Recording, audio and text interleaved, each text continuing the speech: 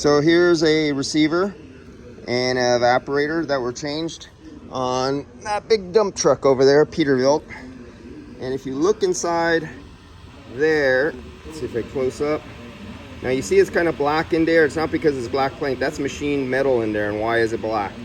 But I don't know if you could see how dry it is. It has a little bit of shine, but look over here. You can see a little bit more oil over here. Right there and right there.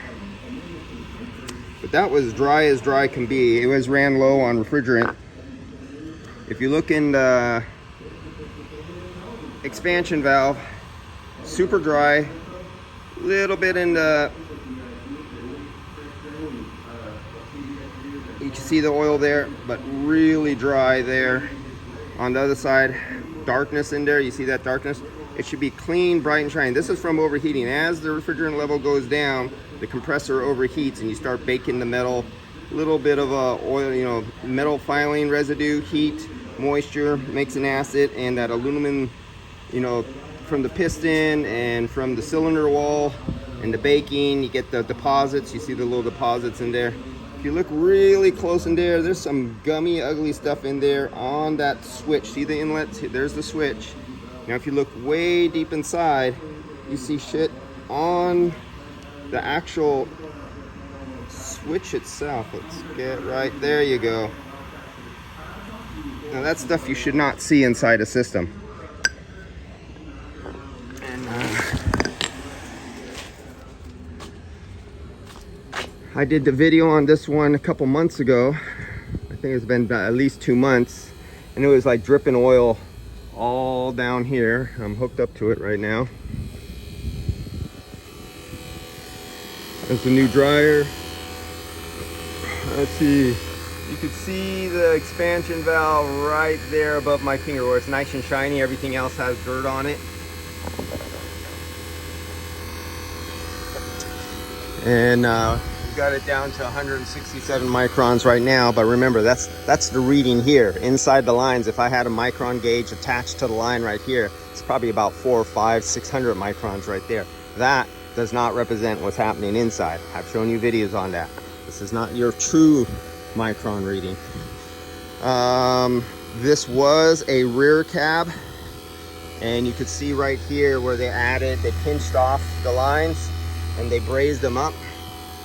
And if you look at the sticker up there, let's see the sticker. Originally, now this is where guys who don't know any better get in trouble. 4.6 pounds. But I spot where they cut off and they took off a cab from a sleeper. I don't know if you can see inside here. You can't really see inside, but there was a sleeper cabin in there. They cut some of it off the back and they put a dump truck. But this is for a dual system. No, that was a problem right away.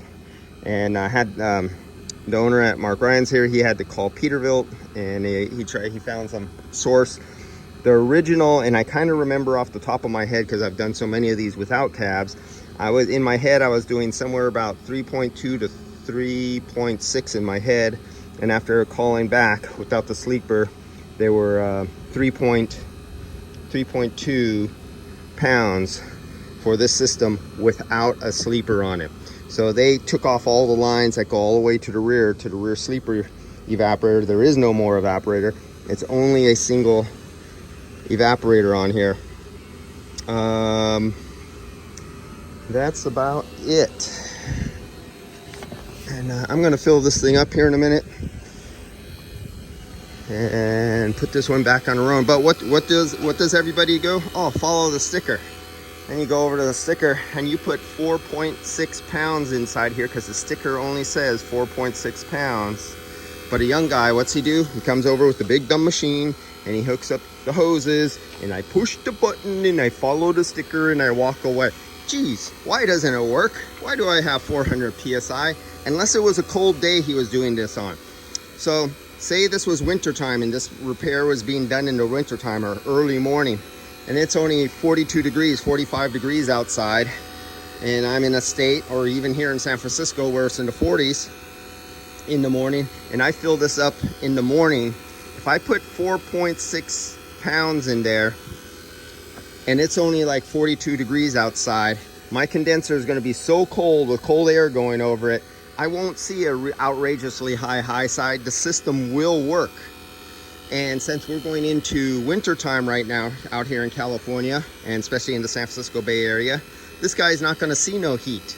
So he might make it without flooding back and taking out the compressor in the winter time when he hits defrost. He may or may not. We're not sure. Sometimes that's a pretty damn durable compressor on there.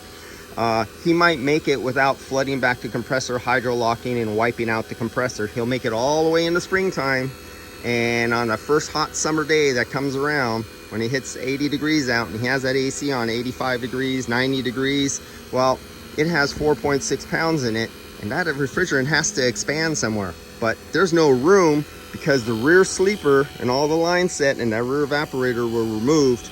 Now you get 400 and some PSI. Now you smoke that clutch and burn that clutch. Take out that compressor. This is what happens. No experience. This is an experience thing. Sticker doesn't add up to a front rear system that you could see was on here. Just in your head, if you look at this condenser, what is that condenser? That is not a tube and fin condenser.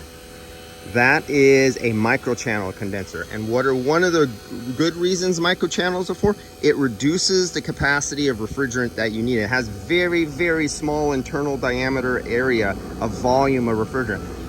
So as short as this hoses are on the liquid line, other than that's a big receiver there, just with one evaporator, we got a big airplane going over. There's no way in hell in your mind, if you know the internal volumes of systems, can there be 4.6 pounds of refrigerant in the system. And I think I'm putting that on. And this is commercial. You do not charge a rate for trucks, at least out here in California, especially in the San Francisco Bay Area. This is not residential. I mean, not residential. This is not passenger vehicles. Different rate, different numbers.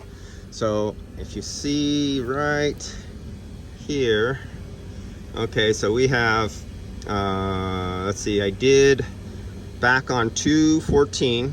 That's how long this truck has been gone without, right here, leak test. This was my initial leak test day. Let's see if you can see that. 2/14, right there. That's the original day, because today is 10/16. 2/14, why do I have 8/14? Oh, maybe 8/14. I don't know why that shows that. I can't remember how long this freaking vehicle. It's been a long time. But minimum rate $204 an hour. 1 hour, I found a leak, charge that. And then this is 3 point some pounds, and I know in my head I knew it was 3 pounds, and it's commercial. I charge by the pound with my multiplier on the refrigerant. It's 134. There's 3 pounds by $82.50. That's $247.50 refrigerant. Then that's under parts, leaked. That was the leak test. Recharge 1.4 hours. Let's see, about 1.4 hours, $204, $285.60. Total $735. This is not a passenger vehicle. This is commercial. Cover your ass.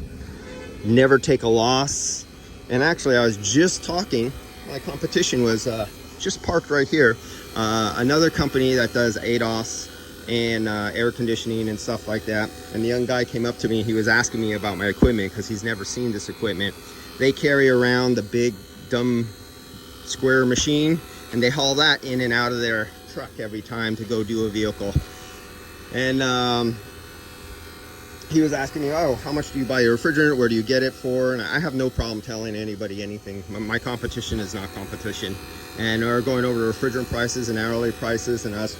And his wage, I go, I hope they didn't hire you when you first started. You at least got paid more than $45 an hour when you started, when you first started. And he goes, oh, hell yeah. He goes, there's no way he was going to work for under $45 an hour. That's stupid. And I go, oh, fuck, it's good. I go, and then we were talking prices and income and vacation time and health benefits and stuff like that. And because he was curious, because he was a young guy. He's 65. He's 19 years old. He's making $65 an hour, and he has full health, medical, and vacation and everything like that. And I was really, I go, okay, what's your hourly labor rate? And he pulled up his invoices and I showed him my QuickBooks and everything for my invoices.